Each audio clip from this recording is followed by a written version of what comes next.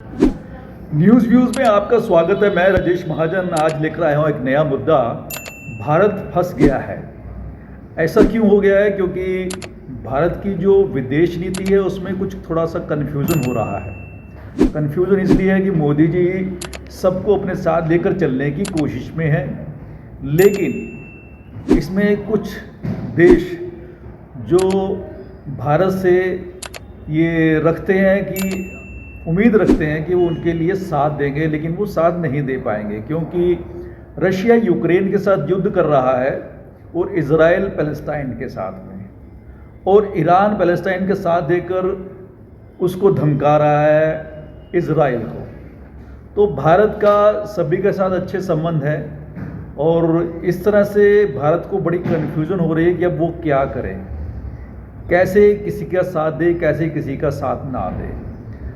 क्योंकि रशिया से बहुत सारा पेट्रोल हम लेते हैं और उसको हम बनाकर दूसरे देशों को भी बेच रहे हैं और खूब अच्छा प्रॉफिट कमा रहे हैं। उसमें चाहे देश को फ़ायदा हो रहा है या नहीं हो रहा है, लेकिन टैक्स के साथ देश को काफ़ी टैक्स मिल रहा है इस कार्यक्रम से। तो देखने वाली बात यह है कि रशिया ने ऐलान कर दिया है कि वो ईरान का साथ देगा और ईरान साथ दे रहा है पैलेस्टाइन का और इज़राइल के खिलाफ। तो भारत अब क्या करेगा कि वो किसका साथ देगा?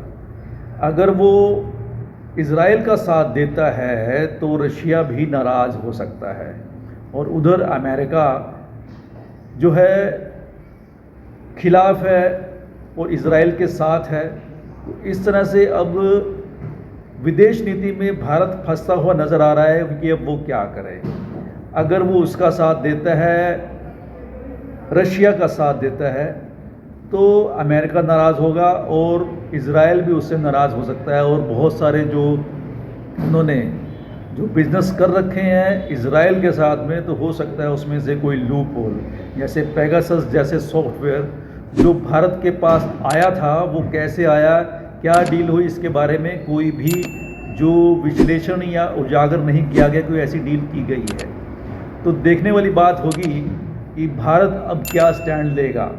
तो इस तरह से इस विदेश नीति में अब तो और भी ज़्यादा मुश्किल हो गई है कि कीनिया जैसा देश भी भारत के ऊपर ये इल्ज़ाम लगा रहा है कि भारत के प्रधानमंत्री ने उनके जो एग्जीक्यूटिव है अडानी को उनसे मुलाकात करवाई, उनसे बात करवाई बिजनेस डील के बारे में। तो इस तरह से लगता है कि मोदी जी बिजनेस डील करवा रहे हैं अडानी के ज़रिए और उसका देश के लिए कोई भी फ़ायदा नज़र नहीं आ रहा है। वो प्रधानमंत्री जो विदेशों में जाते हैं भारत के फ़ायदे के लिए जाते हैं, लेकिन वो भारत का फ़ायदा ना करके कीनिया के साथ डील करवा के अडानी का फ़ायदा करवा रहे हैं। तो इस तरह से विदेश नीति में अब तो बांग्लादेश भी उनको आंखें दिखाने लग गया है। तो देखने वाली बात होगी कि अब मोदी जी इस संकट से कैसे निकल पाएंगे। महाराष्ट्र में इलेक्शन आने वाले हैं और उससे बीच में एक मर्डर हो गया है और वो भी एक प्रोमिनेंट लीडर का, और जो कि उनके ही गठबंधन के सदस्य रहे, अजीत पवार के पार्टी के मेंबर हैं।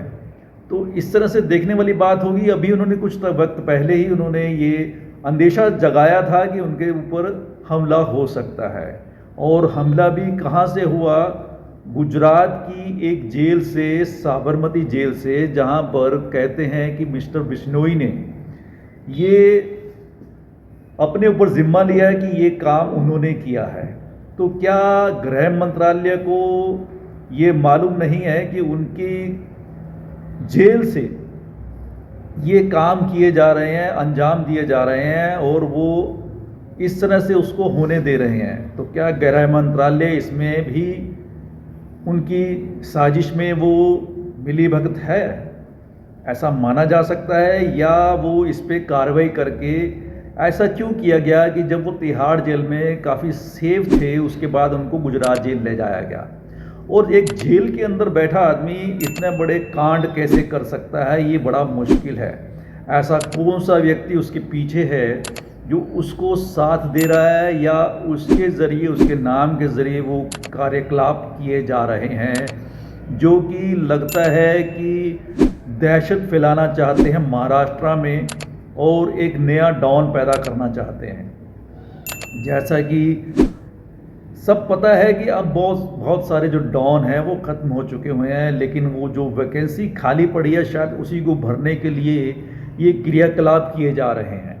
पहले सलमान के घर में गोली चलती है, उसके बाद उसको थ्रेट्स आती हैं, उसके बाद में इस तरह से होते, उससे पहले भी पंजाब में भी इस तरह का क्रियाकलाप किया गया जिसमें उन्होंने एक पुलिस के हेडक्वार्टर में रॉकेट लॉन्चर से हमला किया, उसके बाद में मूसेवाला की भी हत्या की गई, जबकि ऐसी कोई बात नहीं थी कि वहाँ पे इस तरह का हमला होना चाहिए था। लेकिन क्योंकि ओपोजिशन पार्टी है वहाँ पर पंजाब में, और पंजाब के साथ उनको बीजेपी को काफ़ी प्रॉब्लम्स हैं क्योंकि वो पंजाब के लोग उनका साथ नहीं देते हैं। तो इस तरह से लगता है कहीं ये पॉलिटिकल सिस्टम के साथ में कुछ क्रियाकलाप तो नहीं किए जा रहे हैं। तो हो सकता है इस तरह का प्रभाव समझना पड़ सकता है हम सबको कि ये ऐसा क्यों हो रहा है। उसके बाद में अमृतपाल सिंह के साथ भी इस तरह के कुछ कार्यक्रम हुए जो कि काफ़ी उलझन वाले थे पंजाब के लिए, लेकिन किसी तरह से वो सुलझ गए। लेकिन अब देखने वाली बात हो कि महाराष्ट्र में इलेक्शन से पहले इस तरह से क्या किया गया, और जबकि अमित शाह के ऊपर इसकी जिम्मेवारी है गृह मंत्रालय की, वो किस तरह से उसको ठीक रखते हैं। क्या ये जानबूझ के हुआ वहाँ पे जो हमला हुआ है, या ये अचानक से उनके हाथ से भी ये निकल गया गृह मंत्रालय की, इस तरह के कांड होने लग गए हैं। तो सोचने वाली बात होगी कि अब बिश्नोई को वो क्या करेंगे, क्योंकि वो तो पहले ही जेल में है, उसको पकड़ने का या उसके ऊपर मुकदमा दायर करने का उससे कोई फ़र्क नहीं पड़ता है। लेकिन इसके पीछे जो लोग काम कर रहे हैं वो कौन हो सकते हैं, ये गृह मंत्रालय को समझना होगा। क्या ये उसके ऊपर कार्रवाई कर पाएंगे, या फिर ये एक पॉलिटिकल गेम है जो कि राजनीति में अक्सर खेला जाता है। तो इसी के साथ मैं आपसे विदा लेता हूँ। धन्यवाद, जय हिंद। रवीश वी क्रिएट चैनल को सब्सक्राइब कीजिए, शेयर कीजिए, कमेंट कीजिए। धन्यवाद।